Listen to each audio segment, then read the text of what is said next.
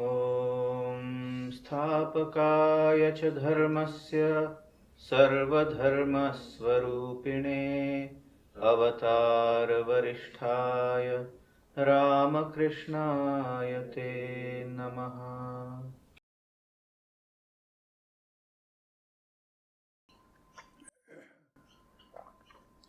Dear friends, welcome back to the study of the Bhagavad Gita, and we were in the introductory stages of the 5th chapter. Now, we have covered the 7th chapter partially, where the word-to-word meaning was explained to us. Now, today, I will highlight how important the shloka number 6 and the shloka number 7 is. The importance is because in 2 shlokas, Sri Krishna covers the whole ambit of what is spiritual life without any trace of doubt or hesitation or confused thinking. Where do we stand vis-a-vis that goal? What is that goal? And how to reach that goal. All this is to be found in these 2 shlokas. So please don't be carried away by the grammatical, literal, or the dictionary meaning of the shloka. Please try to understand what Sri Krishna wants to understand and to learn. And my effort will be to make it as crystal clear as possible to you all. The last line of the shloka says, Yoga Yukta Muni Achirena Brahma Adhi Gacchati. That is the second line of the 6th shloka. And the first line says, Shanyasastu Mahabaho Dukkham Aptum Ajogataha. The most important word is Ajogataha. Here the word yoga has to be understood as the concept known as Karma Yoga. And I have been hammering away at this concept because that concept will help all of us, notwithstanding to what faith, what belief, to what religion we are addicted to, attached to, our ethnicity, our values, everything combined. The whole human society is being treated as one group of aspirants who would like to reach the same goal described in different languages, with different symbols, with different similes, examples and words by different religions. Man is made in the image of God. Purpose of life of this man is, life's purpose is, to meet the Maker in heaven and to enjoy eternal life in paradise. Mind you, eternal life in paradise. The procedure is that we totally merge our ego with that concept of Father in heaven. Islamic sciences say be a perfect Khuda ke banda, devoted, dedicated servant of the Lord. Who is the best type of servant? Who has no ego of his own. He lives for the sake of his master. He has blended himself with the master's requirement and demands. Again, oneness with the master. And how do we go about it? The 3 stages. First, as we are today, we live in separateness. I and you. You and he. The separateness is the basic concept on which our lives move, and we are one in that concept. I and you. The teachers take advantage of this separateness. Yes, you are right. God is infinite. God is all-powerful.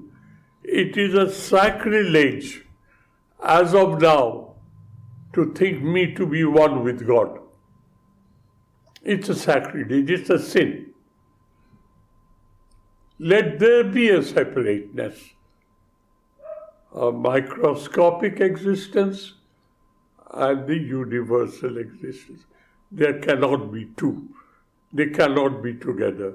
So, God is omnipotent, omniscient, omnipresent, all-powerful. He is the creator, He is the preserver, He is the destroyer of the world. And I am a small speck in His plan, and I pray to Him. He is almighty, and I'm a frail human being. I pray to Him. Separateness is the concept of duality. I and you. So, I start my spiritual life with this concept that you are almighty and I am microscopically small. So, let me build myself up, my personality up. I have limited myself by not knowing who am I. And that vacuum of not knowing who am I, I've filled myself up with knowing myself what I am truly not. Atasmin tat buddhi. That what I am not, I have identified myself with that. I've filled up the void. Nature abhors vacuum. That is how the concept of Dvaitavada, dualism, and eternal difference, distinction between me and my God. I start that way. How do I start? We are told by constantly being aware of presence of God through disciplined rituals known as ritualistic worship. We slowly and slowly purify ourselves, and the awareness of presence of God saturates my being as, by example, sugar crystals saturates the tasteless water and the water becomes sweet. Similarly, I saturate myself, my mind stuff, my chitta with the awareness of presence of God. And as I am a professional, and I don't have a world of time to sit and worship in a ritualistic manner. The Gita teaches us to convert the concept of work into a concept of worship,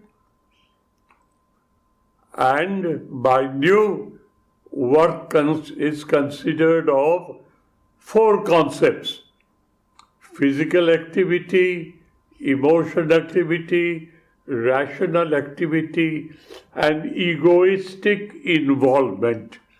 I am talking. Physical involvement, emotional involvement, I expect you to understand. Rational involvement, I am extremely choosy, rationally with my words, and I am talking. 4 concepts. That is work for me. That is activity for me. And as soon as you say, I'm in the shrine, I do pranams, physical activity, I expect God be kind and compassionate to me. I'm emotionally involved. I know for certain it's a picture, but rationally I convince myself that the picture symbolizes the Absolute, and I am interacting with the Absolute through this picture. Rationally involved. And I am worshipping. What is the additional factor? Additional factor is awareness or presence of the divine. 4 factors are highest common factor in work and worship. But the work transforms into worship as soon as you put in the awareness of presence of the divine and you offer your life to him. It becomes worship. And now, the second step is, I say, God is everywhere. Everybody says so. So then, why do we confine God in 4 walls? The whole universe is His temple. The whole cosmos is His being. And I live in this cosmos. I live in this world. I interact with the divine in different containers. The essence is the divine. The container is different. That is what it is. So I can convert my concept of work into a concept of worship by being emotionally, rationally, physically, egoistically involved with the awareness of the presence of the divine. And it is not an imagination. What is the reality? I am. I do not know who am I. I am the divine. I have yet to know that, and not only knowing through intelligence, I have to experience that. Anubhava karanam. You have to translate, transform, transmute your intellectual conviction into an experience. I am. I have moved my pendulum from egocentric person to the divine-centric being. And I hold the pendulum there. It doesn't come back again. It doesn't come back again. That is what it is. So these 2 shlokas, dear, starts where we are as of today. The only important factor is what we know in Sanskrit is mumukshuttam, an intense desire, unstoppable, intense desire to reach that goal. Nothing stops me, because that desire gives you that unstoppable motivation. So, mumukshuttam, that is, desire to reach that goal, is unstoppable. Nothing in this world, can deviate me from that ultimate desire. I must know who is God, what is God, not rationally, but by experiencing pratyaka chetana anubhava karanam. Nothing like Sanskrit descriptions. It is so precise and so correct. Pratyak chetana. What does it mean? Direct perception. Do you need any help from anybody to be aware? I am, I exist. Do you need it? Direct perception. Pratyak chetana. Chetana is anubhava karanam. I feel I am. And I say in a lighter mood, even if God comes and tells me, you are not, I would fold my hands with respect and tell him, sir, you are a busy man. You keep busy with your world. You can't shake my conviction, I am. That is anubhava karanam. That is my personal experience.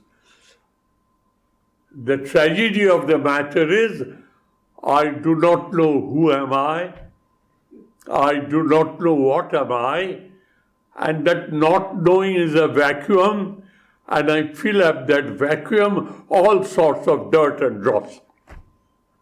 I identify myself with what I am not. Tasmin tat buddhi.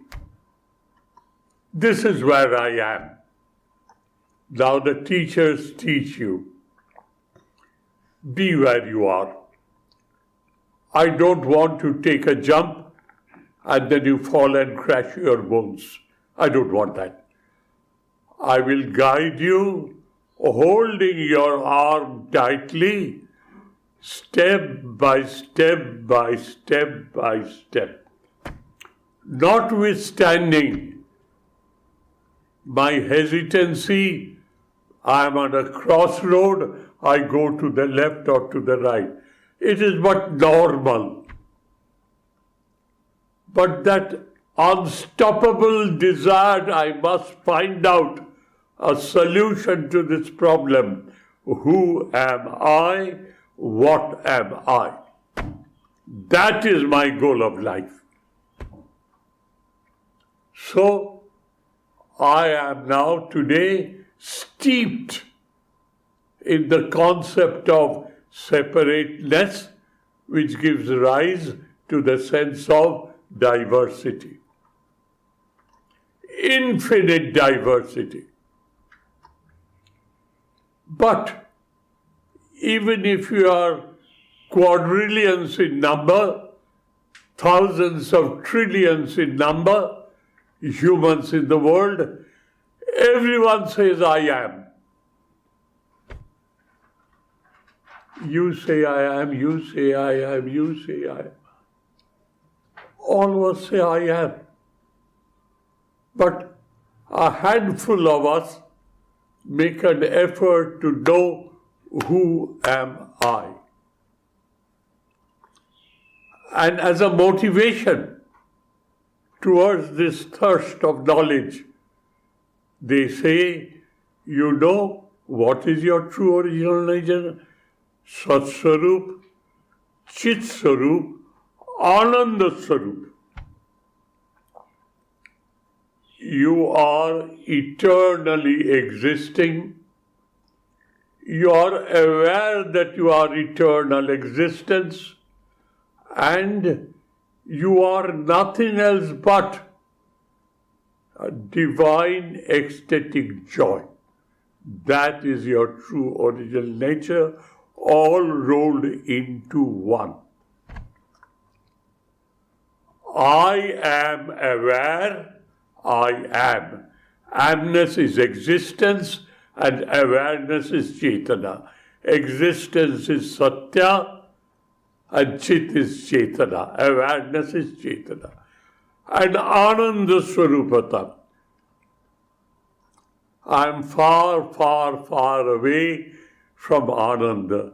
I am a miserable creature in this world, victim of circumstances and victim of my tendencies. That is what I am. I must get rid of it. I must break this cage and come out like a roaring lion. Nirgachanti jagadjalat pinjarati vakeshari. Our lion has been encaged by these animal catchers. And the whole pride of lion, they're inspiring the encaged lion. You break it open and you be free. Come along with me. Come along with us. And with a mighty roar, he bangs against the cage breaks, and he comes out of it. That is an example given by our scriptures as the ultimate example of mumukshatya, the desire to reach that goal. So we have now seen what Dvaita Bhava is. And then, while practicing Karma Yoga, and practicing of Karma Yoga by an example, which is a very homely example, putting sugar crystals in tasteless water. What happens? Sugar gets mixed up with water, loses its form, loses its shape, loses its name. In return, the quality of sugar, which is sweetness, it transfers itself into the water. Water becomes sweet. This is an example. What is exemplified?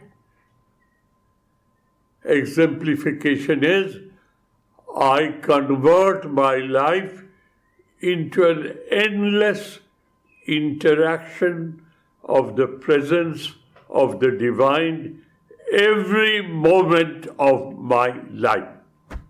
And mind you, it needs constant practicing. Otherwise, our past tendencies will get hold of me. Now, what does that practicing do? This awareness of presence of God is compared to sugar crystal. And your personality is the water.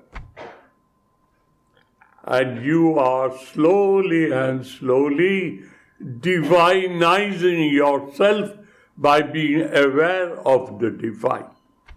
Yoga yukta. Inseparably. Your whole life has now been by relentless, determined, devoted effort. Mind each word. Determined, devoted, dedicated effort. Uninterrupted. You are putting in the sugar crystal awareness of presence of the divine within you, and in the whole world. Microcosm, macrocosm. This is the effort. That is known as Yoga Jukta. At the same time, Muni, I'm reading the last line of the 6th shloka. Yoga Jukta Munir Brahma Achirena Adi Gacchati. Muni is Mananashila, introspective.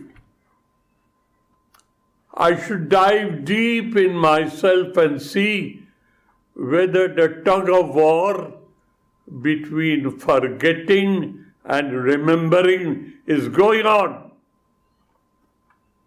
It is a tug of war because force of habit of the past throws out your effort to create a new habit. It pulls you away. So, the more effortful you are, more you are eroding the force of past habit. So that is why I call it a tug of war. You pull this side, he pulls this side. He pulls this side, he pulls this side. And ultimately, your diligent effort bears the fruit and you pull the opponent to the floor and you win. This is Yoga Jukta. Mananashila Muni. What does it mean? He is not superficial. He dives deep into himself and finds out what is his own capacity. What is he expecting from himself? He should not chew more than he can swallow. Because he has himself, by his ignorance, limited his capacity. We are a frail, fragile human being, full of faults and failures. We should know that. Let us be morally strong enough to assess where I stand. With that, Mananashila, you are always a sharp eye on yourself and where your mind is roaming about. Where your mind is roaming about, be alert. It's going away. Bring it back. My boy, here you stay. My boy, not there. Here. With all love, with all affection, don't force yourself. Do it within your capacity because it's a universal truth. What is the universal truth? Slow but sure wins the race. Don't try to jump up. You will fall and break your bones. That's what will happen. Slow but sure wins the race. He says, Yoga Jukta Mananashila person Achirena na achirena Brahma Adigacchati. He reaches the goal provided he keeps mumukshutta alive. The desire to reach that goal alive. This is the essence and introduction to the 7th shloka. I will tell you there a secret. In Bhagavad Gita or in the Upanishads, not so much in the Upanishad. In the Upanishads you will find you're jumping from one idea to the other. But in the Bhagavad Gita, you will find a thread of logicality goes through the previous shloka to the next, to the next, to the next. It starts with shloka 1 and ends up 700 and odd shlokas at the end. They're all linked up logically. So he has told you, Yoga Jukta Muni reaches the goal without much of a trouble. Is that so? How can I reach it? That's a very commonsensical reaction when you read the last shloka. The 7th shloka is the answer to your question. And this is something which, as I told you, I will take time upon. Let us first read it. Yoga Yukta A1. Vishuddha Atma 2. Vijita Atma 3. Jitendriya 4. Sarvabhuta Atma Bhuta Atma is the 5th. And the last quarter of the shloka, Kurbannapi na lipyate. Please leave it aside now. I'll come back to it after we have understood the previous shloka. We have counted 5 words. Yoga Yukta, Vishuddha Atma, Vijita Atma, Jitendriya, and Sarvabhuta Bhuta Atma. 5th.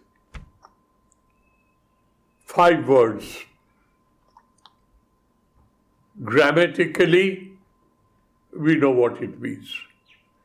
One who is always yoga yukta, without let, without hindrance, without any break, interruption, continuous. He is a continuous practicer of karma yoga. And what is karma yoga? Involvement of awareness of the presence of the divine every moment of my life. That is karma yoga. And you are performing it without any hindrance, without interruption, without any break, continuously. Why? Because you want to reach the goal. It's all in line. What happens to you if you do so? Take the next word. Next word is Vishuddha Atma. Shuddha is pure. Vishuddha is extremely pure. What is happening? From Yoga Yukta, you are graduating into Vishuddha Atma. What is Vishuddha Atma? Here Atma means your personality, your inner self. By constantly being aware of the presence of the divine in your life, you are slowly and slowly, like the sugar crystal, you are divinizing your egocentric personality. That's a fact of life. You are remembering awareness of presence of God every moment of life. Every time you remember, think of it as a crystal of sugar into your personality, which can saturate ideas. That is the capacity of your mind. Look at the way you have been tertiary educated, from early childhood to a research scholar. All that you have done, you have to absorb new ideas. And who does it? Your personality does it. So don't say spiritual science is something else. It is at par with your tertiary education. Only you should know the art of it. You must expose yourself to that type of schooling, which you are not. So, Yoga Yukta Munihi, a person who is introspective and who is trying to be a karma yogi, he graduates into Vishuddha Atma. He is graduating into purifying your personality. What is this concept of purifying, purification? The concept is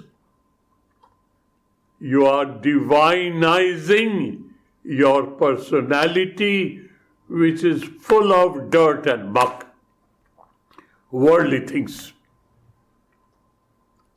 Either biological urges, whatever they may be, right from procreation to eating and sleeping, or desire for wealth, desire for name and fame. We are absolutely saturated with it. Now my intention is, I will educate myself in a manner that I school myself to purify my ego so that this ego leads me to that goal.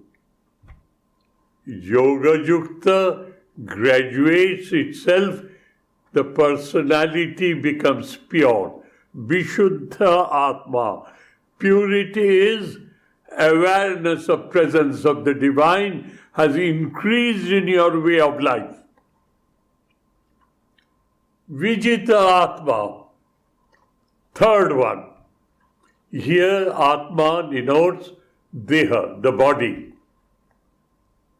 The more you are oriented towards that spiritual goal, all your carnal bodily desires loses their hold on you because you have purified yourself.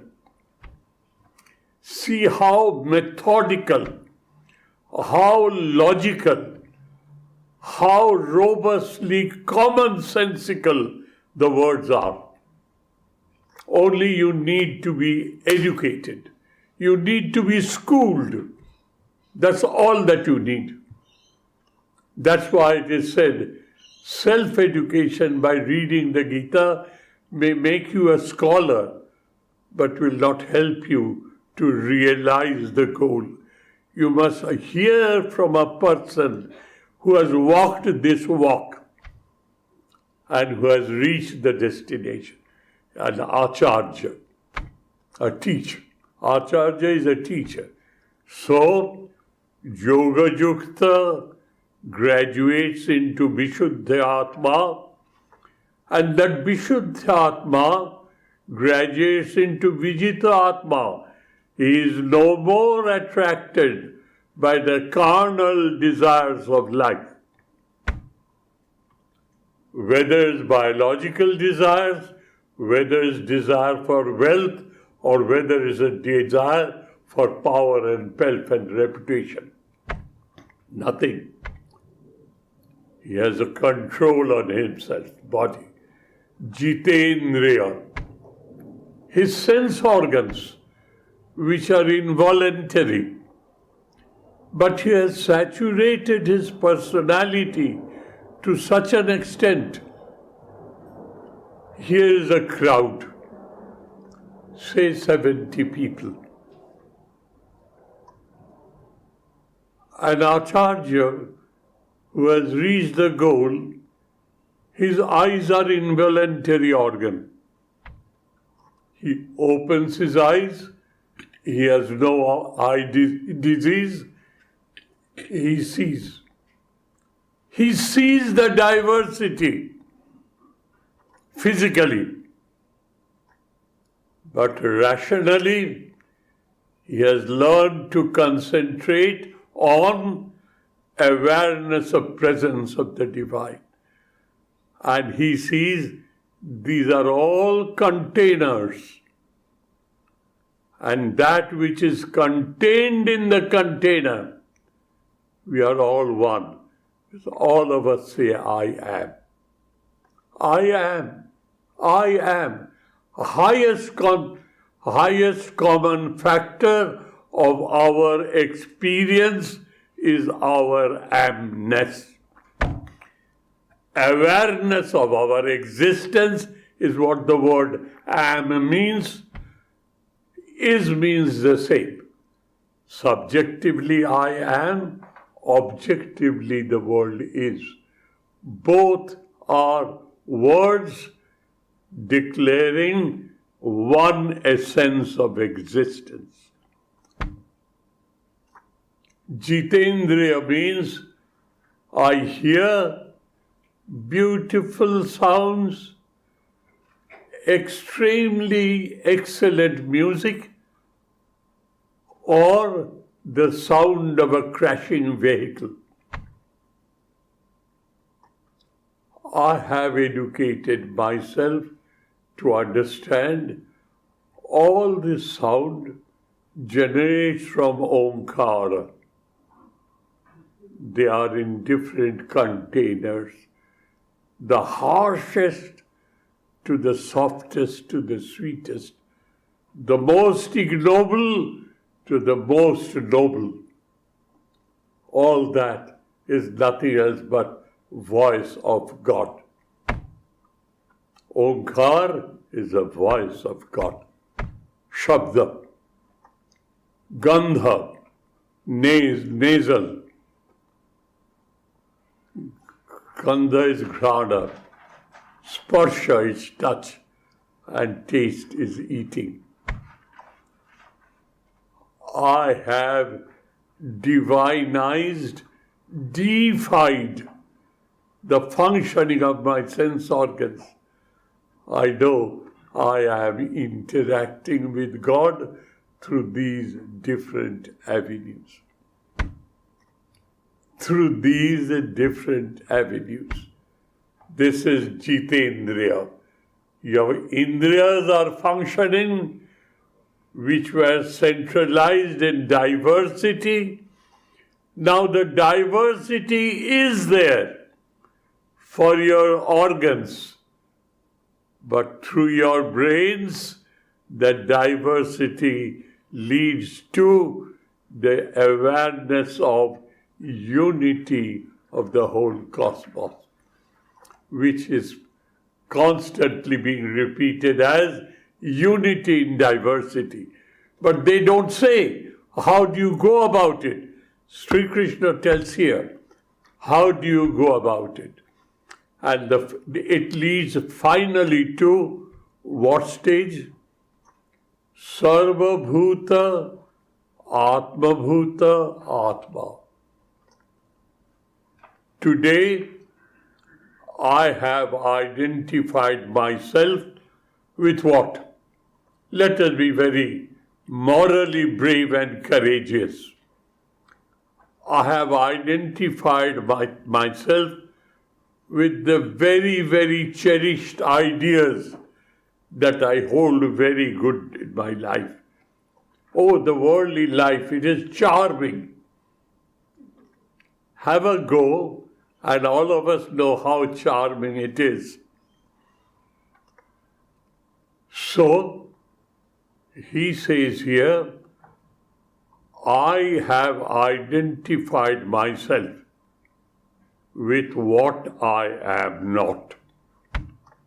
The purpose is to identify myself with what I am.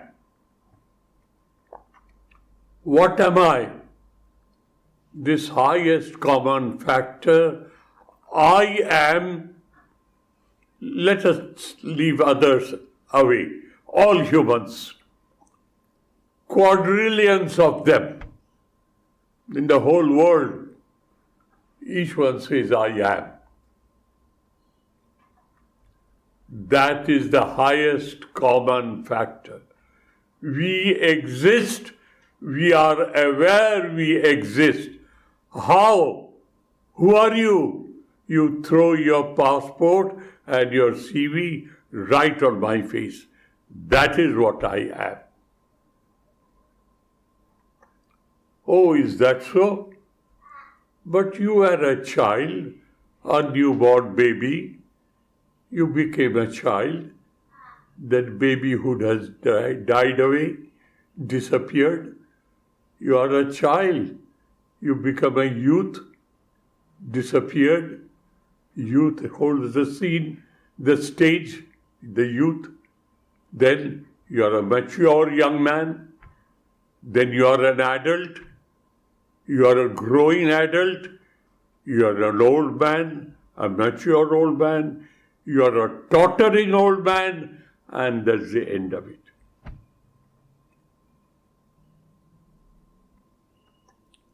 And you say you are. Your body has undergone all that change. You still say, oh, this is the process.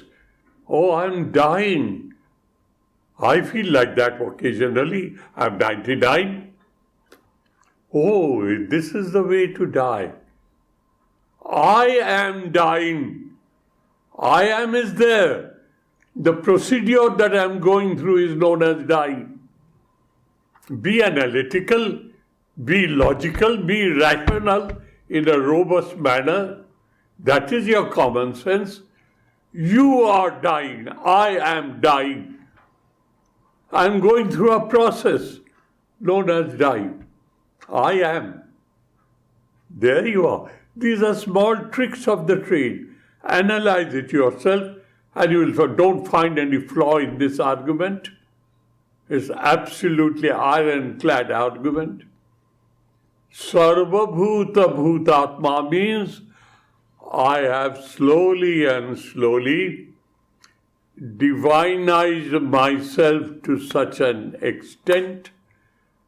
When I say I am no more limited in this body-mind complex.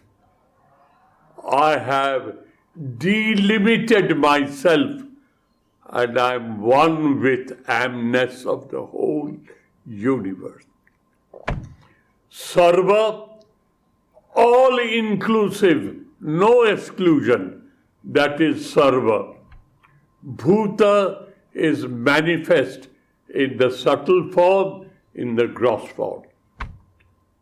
The essence of that is the Atman. Sarva Bhutatma, Bhuta Atma. Pratyak Chetana. I am no more Sridharananda. I am one with the eternal Absolute. This is the process, what is known as schooling, educating yourself in a branch of education which is not found in our tertiary educational institutions. That is why, dear, let me diverse a little, inform you that the Vedanta Center of Sydney has sponsored a college duly acknowledged by the Australian government, a college not for profit. All the earnings will go to the development of it.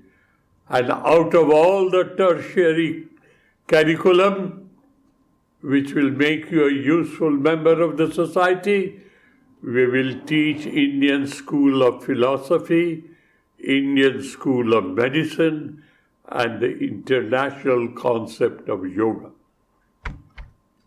That will make an integrated human personality, not a fragmented personality, an integrated personality. That is our goal. This class,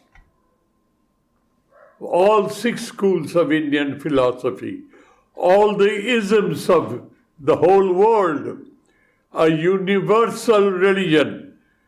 Vedanta is the ultimate experience of spiritual oneness. And Vedanta doesn't say, my way is the only way. Vedanta says, ekam api asthita samyak ubhayor bindate phalam. You have read it in this chapter, the second shloka.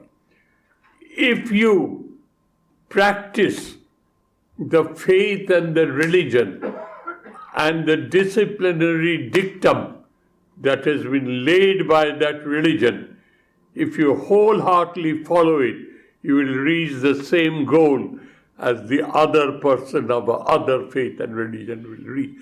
That is Vedanta, the climax of human experience. All rivers lead to the ocean. They meander through various land masses. There are various names, various forms, various shapes, various sizes, various amount of quantity of water, but ultimately they merge into the sea. All religions, faiths and beliefs practiced by humans, they are nothing but rivers going to the sea. So, Sarva Bhutapi Bhutvatma, he has identified himself. What is then the end result? What happens to him? Does he convert this living, throbbing, vibrating entity known as a human being into a piece of stone? Or does he grow two horns and a long tail in a human body to prove he is a realized soul? What happens to him? The explanation is there.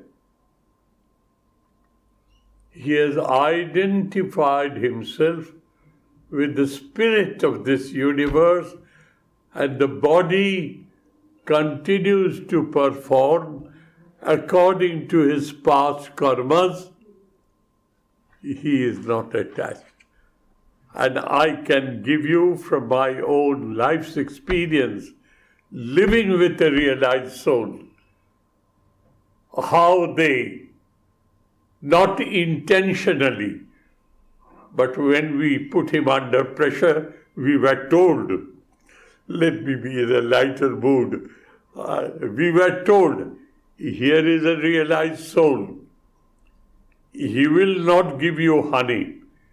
Poke him. Make holes in his behind and honey will drop out. Poke him. Don't let him go. Don't be so reverential. So when he used to hold our Gita class or our Upanishad class, we few naughty students, we were naughty in our 20s then, we made an agreement. You ask a question, let him answer. I will ask another question, let him corner him. Let us corner him. Sir, you are speaking something absurd. He will burst out and say, what will he say? It has happened to me, that's why I'm telling you. How can I put it on a platter to you? It has happened to me. Oh, it has happened to you. All right. We were no less naughty. Why should I take you by your word? I'll see whether you really spontaneously react that it happens and you are not bothered. He was getting frail and old. He was nearly in his late 70s, 77 or 80, Swami Sridharananda ji. But according to the doctor's instruction, he had to go for a constitutional walk every evening, at least half a mile. And we students, we used to protect him because he all the time don't know where his mind was. He looked like a tipsy person. Tottering. And we used to say he's a tottering old man. He should not fall down and break his bones. So one day, after that class, when he says, it has happened to me, how can I explain to you? It cannot be shown, displayed on a plate. We found out, sir, you should be a little careful. If you fall down, people will curse us. We are here, we didn't take care of you. What do you mean by taking care of me? What do you mean? He was in spirits. Sir, you shouldn't fall down. Who is going to fall down? This body, now listen every word, I'm within quotes. This body has achieved the purpose for which it is born. Now, if this body falls down on this drain, and if this body dies in front of a temple door, makes no difference to me. I am one with him. We poked him and honey dropped out. This is what I have experienced living with a realized soul. That is what happens. They have identified themselves with the cosmos, and because of that, they are realized souls. This is A. And I'll give you another example which is to be found in our literature. In our headquarters in Belur Math, cooked food, just like a human, is offered to Sri Ramakrishna in his temple. And we Swamis and Brahmacharis peel the vegetables, do the washing, do the cooking and all that, and offer it to him so that it is as pure as possible. Therefore, while peeling the vegetables, we were not expected to talk, so that sputum may not fall on the vegetable. But to keep us engaged, another person will sit separately and read from the scriptures. So our mind was in the scriptures and our mind was on the fingers. Let us not cut my finger instead of cutting the vegetable. Who has done so at home? Nobody does so at home. And we are freshers. We have just come and we have been asked to do that. Premananda Ji used to lead the team. And one day, the text that was being read was on this subject, that a realized soul is not attached to what the body does. The body is a mechanism. Mechanism works out how? Because of prarabdha. And if you are blessed enough, you have videha mukti, your body falls off like a withered leaf on a tree in 21 days. That is known as videha mukti, liberation. And the other is jivana mukti. Lord God of the universe, he decides he should stay back in the world to set an example, to prove to the world that Jivana Mukti is not a brain wave. It's a fact of life, achievable, doable, attainable. So they had Jivana Mukta Purushas, the direct disciples of Sri Ramakrishna. Premananda Ji was one of them. When such a text was being read, he asked that man to stop reading. Addressed the young Swamis as much before I was born. Look at me, he said. I am peeling vegetables. I am peeling vegetables. He repeats this twice. The fact is, and he continues to peel his vegetables, I am not. I am one with God. The bodily activity continues, I am elsewhere. This is what happens. So now the last quarter of the shloka, Kurbanyapi na lipyate. To you and me and others, it appears that he is living a normal life, but he is not. This body-mind mechanism continues to work. Why? Loka sangrahavapi. To set an example to people that it is achievable, it is attainable, it is reachable, it is doable. Don't think it is only a brain wave, an imaginary situation. You and you and you, all of us can reach that stage, provided we follow the directions of this shloka. Jana sadhana tana siddhi. It starts with a wholehearted, back-breaking, uninterrupted, continuing effort. Mind each word, the qualifications. A wholehearted, back-breaking, continuing, devoted, dedicated effort. Effort is the most important point. And how does a habit form?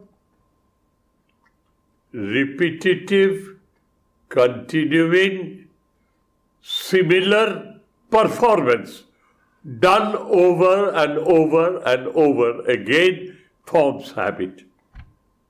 Force of habit. As simple as that. Why don't we try and create a force of habit, remembering God, awareness of presence of God? And that force of habit will saturate you. Habit becomes second nature. And without any effort, you are a victim of your habit. Why, for heaven's sake, not create that habit of being one with God through its awareness and presence all the time? What stops you, my dear friends? Our stupidity, our idiocy, if you want to be charitable, our ignorance. But I won't be charitable. It is our utter stupidity. Knowing what we are intellectually, we have not put it into practice and reached that goal. This seventh shloka, dear, now the last quarter of the shloka tells you what the result is. Kurbanyapi, he appears to live a normal life. They used to eat, they used to tell you, there is too much of salt in the dish today. None of us were cooks. We tried our hands and experimented on him. And he used to say, who cooked today for me? Tell him not to put so much of salt. It is too salty. And he took it in his stride. He never complained. Less salt, too much of sweet, less sweet. He used to say, oh, too much of a spice. He felt, he guided. Why? Perfection, correctness, thoroughness, excellence in day-to-day life gives you that habit of pursuing perfection, correctness, thoroughness, excellence in the spiritual life. They are all entwined together. Don't think it is something separated. Kurbannapi na lipyate. He appears to live in this world, being a realized soul. The world doesn't disturb him. There's a shloka in the 6th chapter. I'll come to that later on, the essence of it, that his level of awareness with oneness of the divine is so high, nothing can disturb him. What to disturb him? Nothing can touch him. What to speak of touching him? Nothing can of this world reach him. He is unreachably high. Na lipyate. Under no circumstances he messes himself up with this world. This is the essence of the 7th shloka. 8th and 9th shloka gives you the details. What is that? He lives in this world. A swan lives in water, but his feathers are never wet. He lives in this world, but he never messes up. Why, how, and what is the procedure? This is what has been said here. And the next 8th and 9th shloka will tell you how he lives in this world. We'll take up next Sunday, if Mother wills it. I'm prepared to go anytime she wills it. Thank you, dear friends. Thank you. Om Shanti Shanti Shanti Harihi Om Tat Sat Shri Ram